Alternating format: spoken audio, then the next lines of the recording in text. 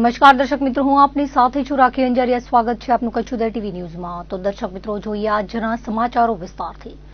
આસુ મહિનામાં અષાઢ જેવો માહોલ સર્જાયો છે। ઘણા સ્થળોએ ગાજવીજ સાથે વીજળીના કડાકા ભડાકા સંભળાયા હતા। તેવામાં રાપર તાલુકાના ગેડી ગામે ટ્રેક્ટર પર વીજળી પડતા વેલજી ભીમા નામના યુવાનનું મોત થયું હતું, જ્યારે અન્ય 3 લોકોને ઈજાઓ થતા સારવાર માટે હોસ્પિટલમાં ખસેડવામાં આવ્યા હતા।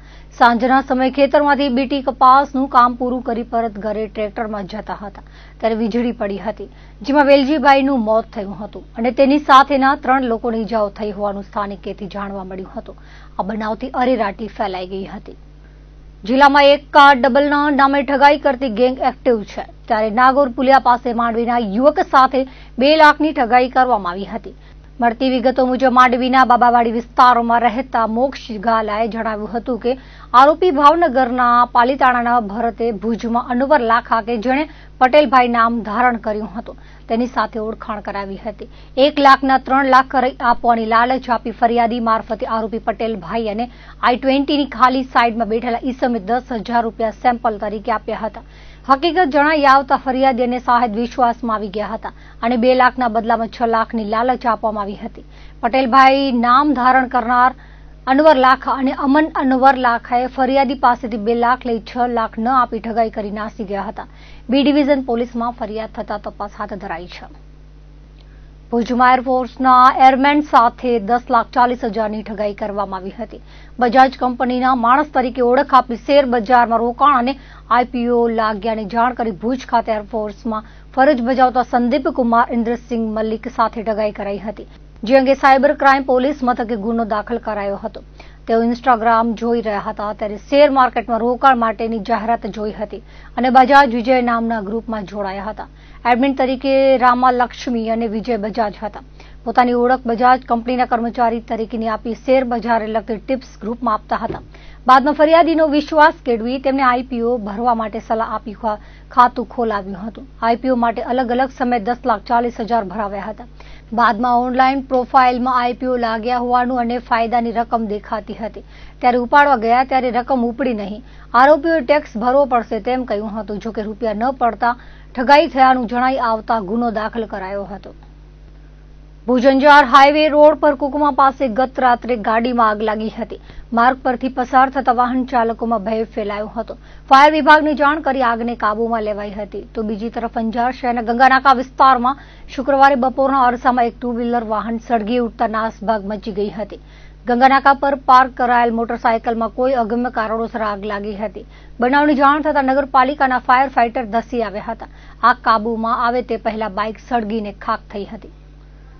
ડિપ્રેશનની અસર હેઠળ કચ્છમાં છવાયેલા મેઘાવી માહોલ વચ્ચે કચ્છના પેટાળમાં ફરી સળવળાટ થયો હતો। વાદળછાયા આકાશ વચ્ચે 3.4ની તીવ્રતાના આંચકાથી ધરા ધ્રુજી હતી। પ્રાપ્ત વિગતો મુજબ ગઈકાલે રાત્રે 10:07 કલાકે વાગડ પંથકમાં ભૂકંપનો આંચકો આવ્યો હતો। ગાંધીનગર સ્થિત institute of seismological research centre ખાતે રિક્ટર સ્કેલ પર આંચકાની તીવ્રતા 3.4 મેગ્નિટ્યુડ અંકિત થઈ હતી। ભૂકંપનું કેન્દ્રબિંદુ ભચાઉથી 31 કિલોમીટર દૂર ઉત્તર પૂર્વ દિશાએ નોંધાયું હતું। આંચકો જમીનથી 15.4 કિલોમીટરની ઊંડાઈએથી આવ્યો હતો। ભૂકંપ સંભવિત ક્ષેત્રમાં સમાવિષ્ટ કચ્છ જિલ્લામાં પેટાળમાં અનેક સક્રિય ફોલ્ટ લાઇન આવેલ હોવાથી ભૂકંપના નાના મોટા આંચકાઓ સમયાંતરે આવતા રહે છે। આ અગાઉ ગત મહિને 29મીએ ભચાઉ તાલુકાના ધોળાવીરાથી 26 કિલોમીટર દૂરના કેન્દ્રબિંદુ પર 3.2ની તીવ્રતાનું કંપન નોંધાયું હતું। આંચકાઓના વધતા પ્રમાણ અંગે વાત કરતા કચ્છ યુનિવર્સિટીના જીઓલોજી ડિપાર્ટમેન્ટના હેડ ડોક્ટર ગૌરવ ચૌહાણે જણાવ્યું હતું કે વરસાદની સિઝન બાદ આવતા આંચકાઓ પાસ્ટ મોન્સૂન અર્થક્વેક કહેવાય છે। વરસાદના પાણી જમીનમાં ઉતરતા પેટાળમાં પથ્થરોના વેગમાં ફેરફાર થાય છે, જેથી આંચકાઓ આવી શકે છે। કચ્છી ગોરા ડુંગલ ફોલ્ટ લાઇન પર આવતા આંચકાઓનું સંશોધન જરૂરી છે। કોઈ મોટા ભૂકંપ પહેલાની ગતિવિધિ છે કે પાસ્ટ મોન્સૂન ભૂકંપ છે તેનું સંશોધન થવું જોઈએ તેવું જણાવ્યું હતું। આજકા છેલ્લા અઠવાડિયાની વાત કરીએ તો આખા ગુજરાતમાં બહુ બધા આવ્યા। કચ્છની વાત કરીએ તો કચ્છની અંદર 2 મોટા ભૂકંપ ન કહેવાય પણ આંચકાની રીતે મોટા આંચકા નોંધાયા છે, જેની તીવ્રતા 3થી વધારેની છે। એક આંચકો આવેલો છે જે રોડ થ્રુ હેવનની સાઉથમાં આવેલો, જે 29 તારીખ કાંઈક આવેલો હતો અને એની પણ તીવ્રતા 3.3 હતી, જે ગોળાડુંગર ફોલ્ટના એલોંગ આવેલો। અને આજે સવારે જે આંચકો આવેલો 3.something મેગ્નિટ્યુડનો, જે ભચાઉની અને રાપરની વચ્ચે મનફરા ગામની થોડીક નોર્થ ઇસ્ટમાં આવેલો હતો, એ આંચકો પણ 3 થી મેગ્નિટ્યુડ વધારે હતો. આંચકા વધારે આવવાનું કારણ બે રીતનું છે. જે પૃથ્વીની અંદર જે મુવમેન્ટ થતી હોય એને કારણે ભૂકંપ આવે જ, જે ઉર્જા નીકળે એના કારણે ભૂકંપ આવે જ. વરસાદની સિઝનની અંદર વરસાદ પડ્યા પછી પણ ભૂકંપ આવી શકે છે, જેને પોસ્ટ મોન્સૂન અર્થક્વેક કહેવાય છે. તો ખરેખર એવું હોય છે કે જે ભૂકંપ આવે કોઈ પણ તિરાડ ફોલ્ટના એલોંગ આવતો હોય છે, બરાબર. હવે આપણા જે પથ્થર છે ને સેડિમેન્ટરી રોક છે, જળકૃત ખડકો છે, જે સ્પંચ જેવા હોય કે જેની અંદર પાણી આપણે બોરથી કાઢી લઈએ એટલે હલકા થઈ જાય, અને પાછું પાણી વરસાદ પડે ને પાણી આવે એટલે ભારે થઈ જાય. તો જ્યારે પણ કોઈ તિરાડની આજુબાજુ પથ્થર હલકો થાય તો થોડોક ઉપર જાય અને ભારે થાય થોડોક નીચે આવે. તો વરસાદના કારણે જે પાણી જમીનમાં ઉતરે છે એના કારણે એ પથ્થરનું વેઇટ વધે છે, એની ડેન્સિટી વધે છે, એના કારણે થોડું ઘણું નીચે મુવમેન્ટ થાય છે, જેના આંચકા આપણે અનુભવીએ છીએ. જેની ઊંડાઈ બહુ નથી હોતી, 4 થી 5 કિલોમીટરની ઊંડાઈમાં જે બધે ભૂકંપ આવે છે. તો આ બધે આંચકા બહુ કોમન છે, ગભરાવાની જરૂર નથી. આજ સવારના જે આંચકો આવ્યો છે ને એ 2001ના ભૂકંપના એક્ઝેક્ટ એ જ જગ્યાએ આવેલો, એ જગ્યાએ 2001નો અર્થક્વેક જનરેટ થયો હતો. પણ હા, ઘોડાડુંગર ફોલ્ટની ઉપર જે ભૂકંપ છેલ્લા નોંધાણા છે 4-5 મહિનાની અંદર, એ ચિંતાજનક છે કે ઘોડાડુંગર ફોલ્ટમાં એક્ટિવિટી દેખાઈ રહી છે. કોને ખબર છેલ્લો ભૂકંપ ક્યારે આવ્યો હોય ને ક્યારનું સ્ટ્રેસ ભેગું થતું હોય. તો ઘણીવાર એવું હોય છે કે મોટા મોટા ભૂકંપ પહેલા નાનકડા ભૂકંપ આવે, બરાબર. તો અત્યારે 2 પોસિબિલિટી છે. આ કોઈ મોટા અર્થક્વેકના પ્રી શોક પણ હોઈ શકે છે, અથવા તો પોસ્ટ મોન્સૂન અર્થક્વેક હોઈ શકે છે, જેનું ડિટેલ રિસર્ચ વધારે કરવું જોઈએ. લખપત તાલુકાના દયાપર ખાતે 5 કરોડના ખર્ચે નવનિર્માણ પામેલ મામલતદાર કચેરી ખાતે લોકાર્પણ કાર્યક્રમ યોજાયો હતો. મહેસૂલી કચેરીઓ અને સ્ટાફ ક્વાર્ટર્સનું મુખ્યમંત્રી ભૂપેન્દ્ર પટેલના હસ્તે મહાત્મા મંદિર ગાંધીનગર ખાતેથી ઈ-લોકાર્પણ કરવામાં આવ્યું હતું. કચેરીના પ્રાંગણમાં આયોજિત કાર્યક્રમમાં નારાયણ સરોવર જાગીરના અધ્યક્ષા સોનાલાલજી તેમજ કોટેશ્વર મહંત દિનેશગીરી ગ્વાપુએ આશીર્વચન આપ્યા હતા. ધારાસભ્ય PM જાડેજાએ જણાવ્યું હતું કે લખપત તાલુકો વિકાસ ક્ષેત્રે હરણફાળ ભરી રહ્યો છે. લોકોની સુખાકારી માટે સરકાર કટિબદ્ધ છે. તાલુકાની તમામ ખૂટતી સેવા, આરોગ્ય, શિક્ષણ, પાણી, રસ્તા, વીજળી, તીર્થધામોના વિકાસ સહિતના સર્વાંગી વિકાસ માટે સરકાર હંમેશા ચિંતિત છે. મામલતદાર કચેરીના નૂતન ભવનની માંગ સંતોષાઈ છે. મામલતદાર નવીન ચંદ્ર મારુએ સ્વાગત પ્રવચન કરી સૌ મહેમાનોને આવકાર્યા હતા. આ અવસરે સરપંચો, અધિકારી, પદાધિકારીઓ સહિતના ઉપસ્થિત રહ્યા હતા. ક્રાંતિગુરુ શ્યામજી કૃષ્ણ વર્મા કચ્છ યુનિવર્સિટી ખાતે યુનિવર્સિટીના કૃષ્ણ ભવન કોર્ટ હોલમાં 15મા પ્રી કોન્વોકેશન ડોક્ટરલ ફેલિસિટેશન સમારોહનું આયોજન કરાયું હતું. યુનિવર્સિટીના રિસર્ચ એન્ડ ડેવલપમેન્ટ વિભાગ દ્વારા પ્રથમ વખત આ પ્રકારના સમારોહનું આયોજન કરાયું હતું. આ કાર્યક્રમ યુનિવર્સિટીના શૈક્ષણિક અને સંશોધન ઇતિહાસમાં એક મહત્વપૂર્ણ પડાવ સાબિત થશે તેવી લાગણી ઉપસ્થિત મહાનુભાવોએ વ્યક્ત કરી હતી. આ કાર્યક્રમ શનિવારે યોજાનારા યુનિવર્સિટીના 15મા દીક્ષાંત સમારંભમાં PhD ડિગ્રી પ્રાપ્ત કરનારા સંશોધકોનું તેમના વાલીઓ, PhD માર્ગદર્શકો તેમજ વિભાગાધ્યક્ષની પ્રતિષ્ઠિત ઉપસ્થિતિમાં સન્માન કરવામાં આવ્યું હતું. આ અનોખી પહેલથી વિદ્યાર્થીઓને તેમના પરિવારજનો અને માર્ગદર્શકોને પણ ગૌરવ અને સંતોષની અનુભૂતિ થઈ હતી.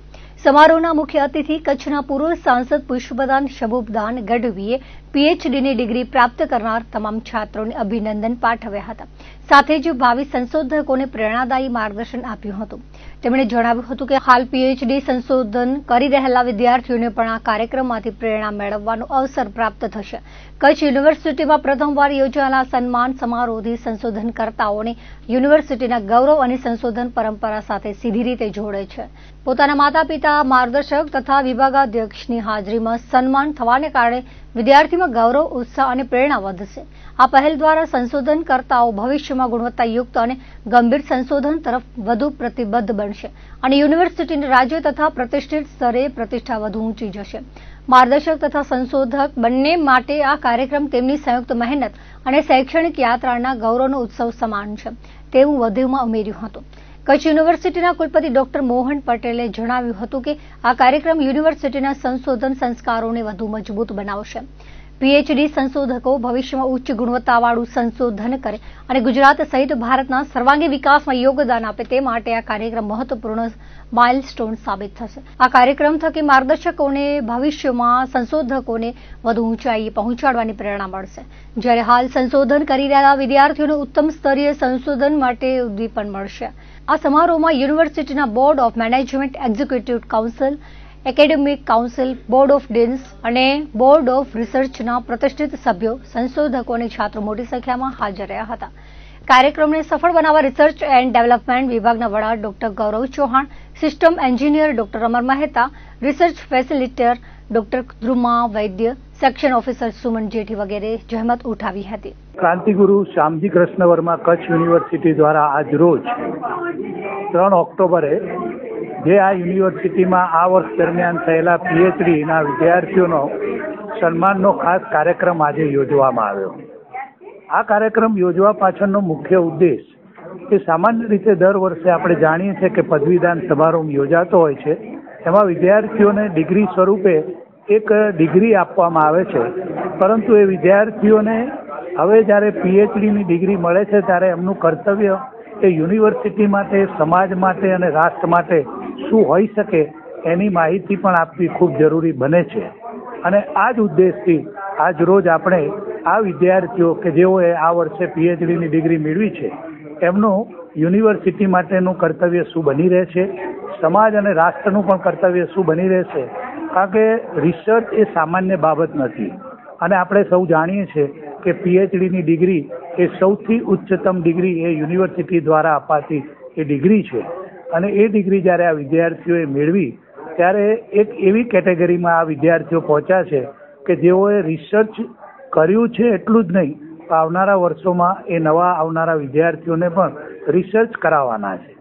રિસર્ચ માટેનું એવું કહેવાય છે કે જે વિદ્યાર્થીઓ હાયર એજ્યુકેશનમાં પ્રવેશ લે છે એ પીએચડી કરતાં સુધીમાં 0.5% જેટલા વિદ્યાર્થીઓ થઈ જાય છે. અને આટલામાં જ્યારે આ વિદ્યાર્થીઓને આ વર્ષે 30 વિદ્યાર્થીઓએ જુદા જુદા વિષયમાં પીએચડીની ડિગ્રી મેળવી છે, ત્યારે આ ડિગ્રી મેળવનાર વિદ્યાર્થીઓ એ આ યુનિવર્સિટીમાં એમને થયેલા અનુભવો વિશે પણ વાત કરે, એમના વાલીઓને પણ ખ્યાલ આવે કે અમારા જે દીકરા કે દીકરીઓએ પીએચડીની ડિગ્રી મેળવી એમાં એમને કેટલી મહેનત કરી છે, એમના ગાઈડ તરફથી એમને કેટલો સહયોગ મળ્યો છે અને સાથે યુનિવર્સિટી તરફથી પણ કેવા પ્રકારનો સહયોગ મળ્યો છે. અને અહીંયા ઉપસ્થિત મહેમાન દ્વારા પણ રજૂઆત થઈ કે એમના કર્તવ્યો શું હવેના સમયમાં હશે અને એ કર્તવ્યોને નિભાવી અને પોતાના જીવનને ઉન્નત બનાવે એવી ભાવના સાથેનો આ કાર્યક્રમ આજરોજ યોજવામાં આવ્યો.